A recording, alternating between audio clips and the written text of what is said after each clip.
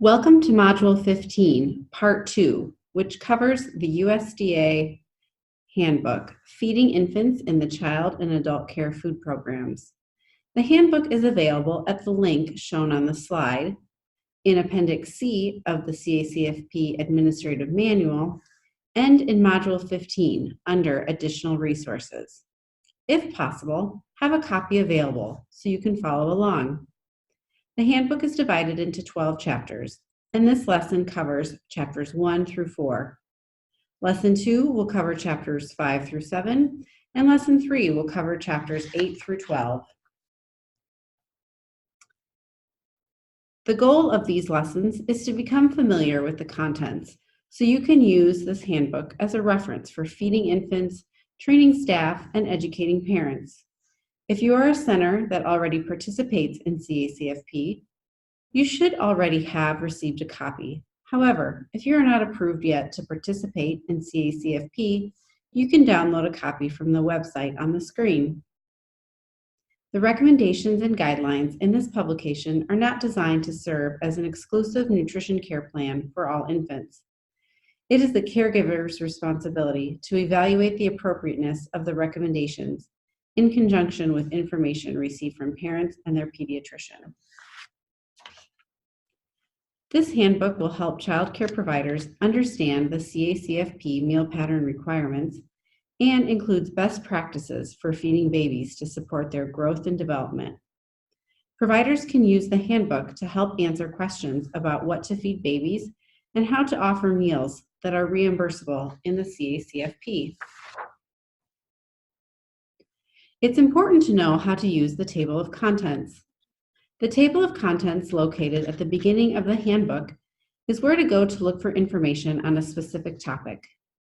When reviewing the table of contents, you will also notice the red hand symbol. This symbol indicates where a parent handout can be found. In addition, a list of all parent handouts, child care provider handouts that can be used to train staff, and reference tables are available after the table of contents. Visit the Words to Know section on page 1 when you aren't sure what a particular word or phrase means.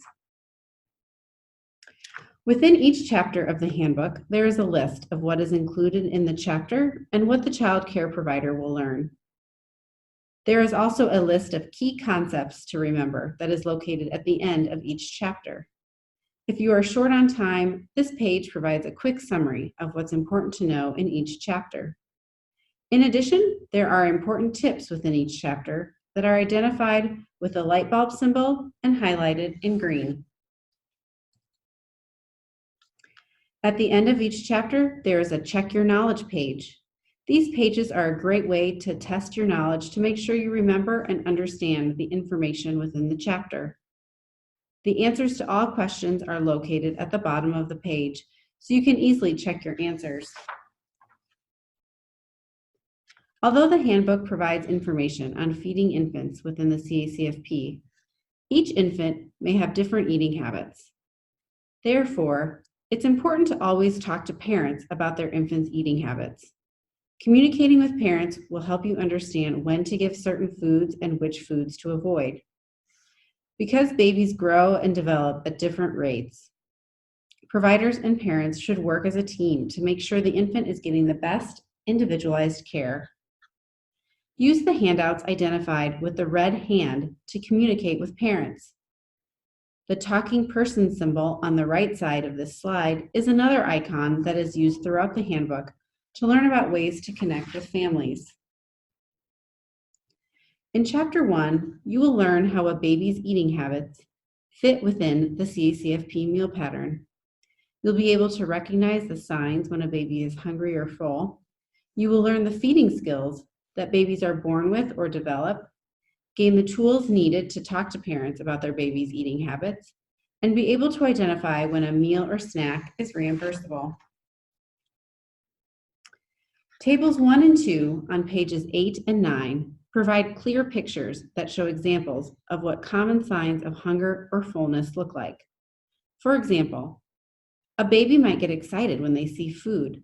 They may reach or point to food. They may make sucking noises or motions, open or close their mouth, move their head towards the spoon, or even try to bring food to their mouth. When a baby is full, he or she will suck slowly or stop sucking. They might turn their head away, fall asleep, or seal their lips. Here is a video to teach us more about signs of hunger and fullness. USDA, United States Department of Agriculture, identifying signs of hunger and fullness. A woman holds an infant in a childcare room. We hope you're settling in. We're so fortunate to have you on staff. I am, and everyone is so helpful. I'm glad to hear it. Have you fed David yet? No, not yet. I'm not sure if he's hungry. Well, there's some signs you can look for to know if he's hungry. Has he made any sucking sounds? What do you mean? Has he sucked on his lips, fingers, toes, or maybe clothing? Well, I noticed he was sucking on his fingers a little while ago. He may make some sucking noises or root around on your chest to let you know he's hungry. That makes sense. Let's take a closer look at all the signs babies may use to let you know they're hungry. Holds up a guide. They may suck on lips, fingers, and toes, make sucking noises, root, or open and close their mouth. What about the older babies? Good question. When babies are older and ready for solid foods, they may tell you they're hungry by reaching for food when it's near, by turning their head towards a spoon, or getting excited when they see food. I always thought you knew a baby was hungry if he started crying. I didn't know there were all these other signs of hunger. If a baby cries from hunger, he's probably already been hungry for a while, and it may be tough to soothe him enough to eat. Okay, I'll remember that. And what are some signs that David is full? If he's full, he may turn his head away from the food or push it away. Or he may just start looking around and not pay attention to eating anymore. David fell asleep yesterday at lunch. Maybe he was full? It's possible. Has he ever sealed his lips when you've tried to feed him? I've noticed that too. That's another sign. Here are all the signs a baby can show if he's full. She holds up a guide. Thanks, this has been very helpful. Sure, anytime. David, are you ready to eat some yummy food? For more information, check out the Feeding Infants in the Child and Adult Care Food Program Guide at teamnutrition.usda.gov. United States Department of Agriculture.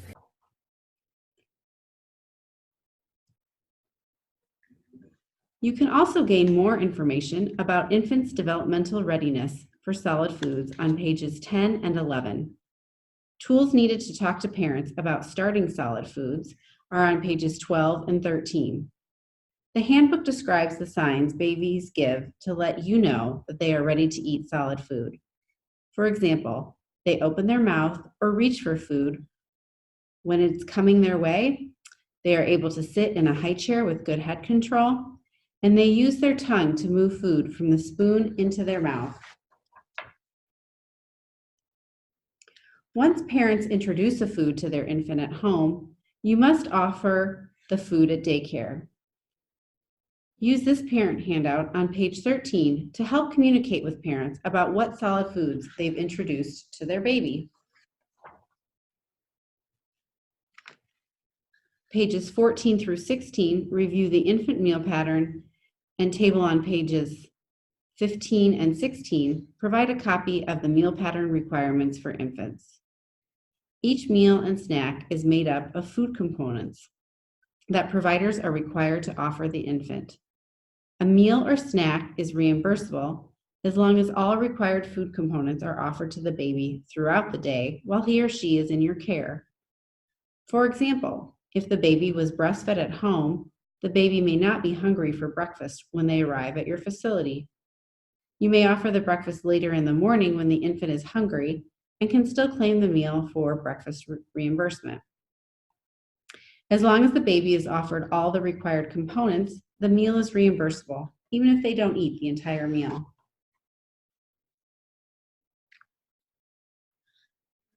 Since babies are not all ready to eat solid foods at the same time, the CACFP infant meal pattern allows for solid foods starting around 6 months of age. The term around is used because not all babies are developmentally ready for solid foods at exactly 6 months of age. Some babies may be ready for solid food at 5 months, others after 6 months. The amount of solid foods listed in the infant meal pattern are provided as a range, such as 0 to 2 tablespoons. This provides the flexibility to offer the right amount of solid foods based on a baby's developmental readiness. A baby that is not ready for solid foods would receive 0 tablespoons, while a baby that just started eating may receive 1 or 2 tablespoons of food. Once a parent tells you that their infant has been introduced to a solid food, you must begin to offer the food in order for the meal to be reimbursable. The parent can provide 1 food component for the reimbursable meal as long as it meets meal pattern requirements.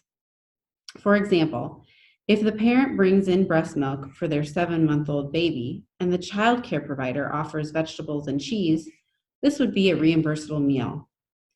It would not be reimbursable if the parent brought in 2 food components, such as the breast milk and the vegetables. Chapter 2 provides details on feeding the breastfed baby. In Chapter 2, you will learn the benefits of breastfeeding for babies, moms, and their families. Chapter 2 also provides information on ways to support breastfeeding mothers and the minimum amount of breast milk that must be offered to an infant at each meal or snack.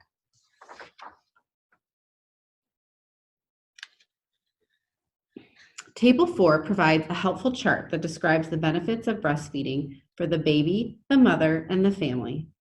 For example, breastfed babies have a lower risk of asthma, fewer stomach problems, fewer infections that cause vomiting and diarrhea, as well as fewer ear and lower respiratory infections.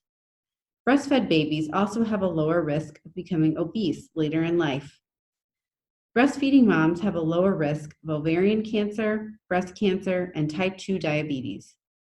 The skin-to-skin contact can also help mom and baby bond. Families with mothers who breastfeed spend less money because they don't have to buy formula, and they spend less on doctor's visits. Working family members may also take fewer sick days from work because breastfed babies tend to have fewer infections.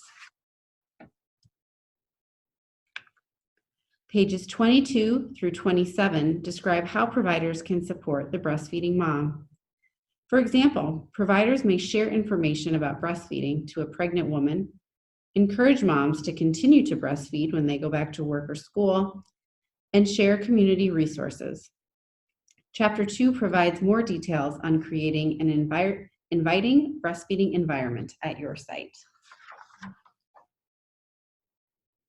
The parent handout on page 26 can be helpful for you to use when communicating with parents about the habits of their breastfed baby.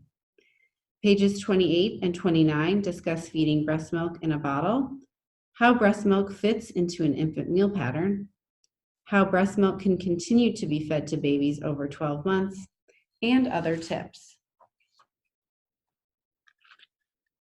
Chapter 3 provides information on feeding the formula-fed baby. Chapter 3 provides information on iron-fortified formulas and different types of formulas to use in CACFP. The chapter also discusses switching from formula to cow's milk when the child turns 1.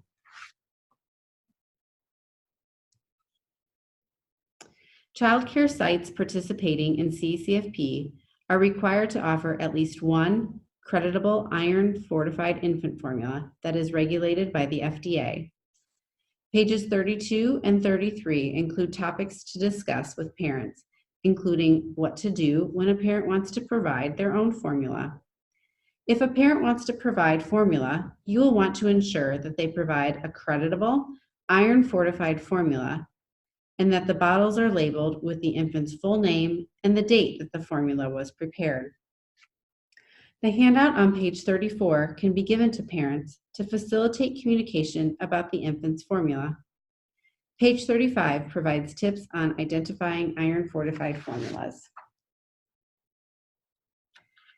Pages 36 and 37 have information on different types of formula, such as soy-based formula, low lactose or lactose-free formula, and formula for babies with special dietary needs. The documentation that is needed to provide a special formula is also reviewed on page 37. Other non-creditable milks and using infant formula for babies over 12 months is discussed on page 38.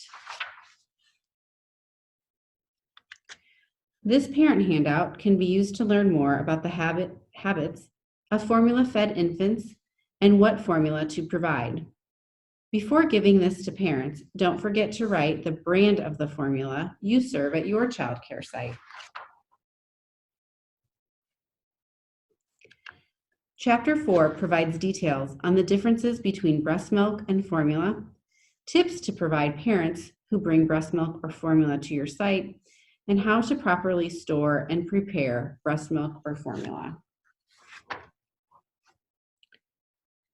Page 42 provides suggestions on talking to parents who bring in their own formula or breast milk. Ask parents to label the bottle with the baby's full name and date that the breast milk was expressed. You may also want to remind them to refrigerate or freeze breast milk right after it's pumped, and to fill the bottle with at least the minimum amount of breast milk required in the CACFP infant meal pattern. You might also suggest that parents bring smaller 1 to 2 ounce amounts in case the baby is still hungry after a feeding. Page 43 discusses how to store fresh breast milk and formula at your child care site. Page 44 provides important information about thawing frozen breast milk. Table 5 lists maximum storage time and temperatures for freshly pumped and thawed breast milk left at room temperature, refrigerated, and frozen. Breast milk left over from a feeding should not be used after 2 hours after the infant is finished eating. Page 45 provides instruction on how to prepare a bottle of breast milk or formula. Start off by washing your hands. Then prepare at least the amount of breast milk or formula required to meet the CACFP requirements. Since putting cereal in a bottle can be a choking hazard, it's important not to put cereal or other food in the bottle unless you have a statement from a medical provider. If you are using breast milk, you may need to gently swirl the bottle before feeding. And although bottles can be served cold from the refrigerator, if you choose to warm your bottle, it's important not to heat it in the microwave. Finally, you will want to throw away unused formula that isn't consumed within an hour and any leftover breast milk that the baby hasn't finished within 2 hours. Page 46 and Table 6 on page 47 cover purchasing, preparing, storing, and handling infant formula. Let's watch a video to learn more about handling and storing breast milk and infant formula. United States Department of Agriculture, handling and storing breast milk and infant formula in a child care site. 2 women in a kitchen area. One carries a small bottle. Got a minute? I have some questions about breast milk. Sure. What if a parent brings in bottles of breast milk but forgot to label them? What should I do? Parents are definitely busy and sometimes forget to label the bottles. Make sure to remind parents At a refrigerator. to label the bottles with the baby's full name and the date that the breast milk was pumped. Do not accept a bottle that is unlabeled. Full name is important so we don't give the wrong bottle to a baby. And there are guidelines on how long we can store breast milk, so the date is important too. If your state or local authorities like child care licensing have stricter health and safety regulations for labeling bottles, then follow those regulations. This morning, Sophia's mom handed me milk she had just pumped. Can I mix the freshly pumped breast milk with the refrigerated milk? You can combine milks into one bottle, but fresh milk must be cooled before combining with refrigerated breast milk. The milk that David's mom brought in this morning looked greenish. Is that normal? Yes, color can vary depending on what mom is eating. Smell can vary too. I've noticed in some bottles that the breast milk at the top is a lighter color. Is that okay? That milk has separated. Gently swirl the milk to combine the layers, but do not shake it. What about warming a bottle? Mom said David definitely does not like cold milk. A bottle can be served right from the refrigerator, but if you want to warm it, simply hold it under warm running water or place it in a bowl of warm water. Absolutely do not heat the bottle in the microwave. Why is that? Hot spots can form in the milk and burn the baby. What about infant formula? Don't we have to mix that here? Yes, we keep iron fortified infant formula here on site for those babies who get formula. We follow the instructions on the back of the package. Thanks so much for your help. You're welcome. I know, it's a lot to remember. She holds up a guide. But check out the Feeding Infants in the Child and Adult Care Food Program Guide for this information and more. For more information, check out the Feeding Infants in the Child and Adult Care Food Program Guide at teamnutrition.usda.gov. United States Department of Agriculture. USDA is an equal opportunity provider, employer, and lender. To file a complaint of discrimination, call 866-632-9992. This concludes Lesson 1. Continue to Lesson 2 for an introduction to Chapters 5 through 7.